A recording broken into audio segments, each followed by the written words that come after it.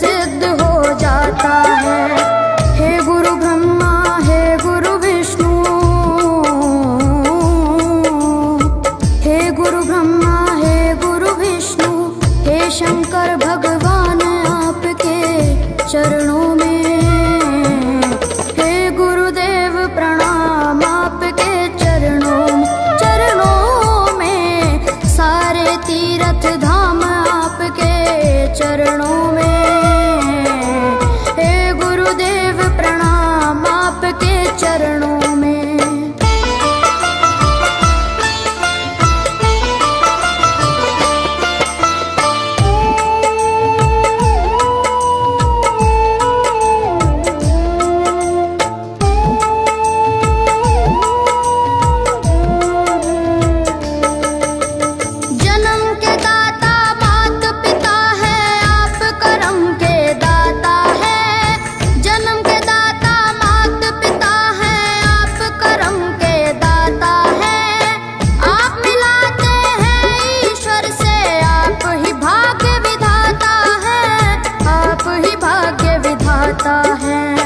दुखिया मन को, रोगी तन को,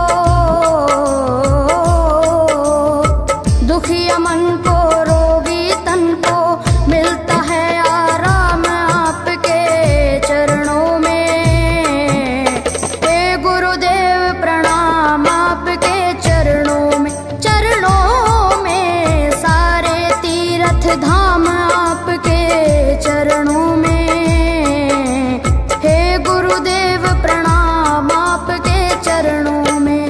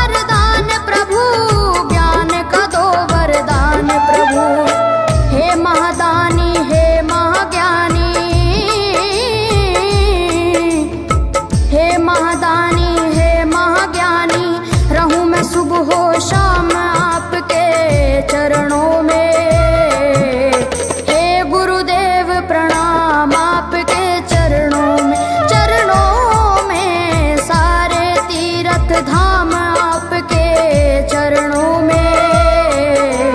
हे गुरुदेव प्रणाम आपके चरणों में। करता करे न कर सके, पर गुरु करे सब होए।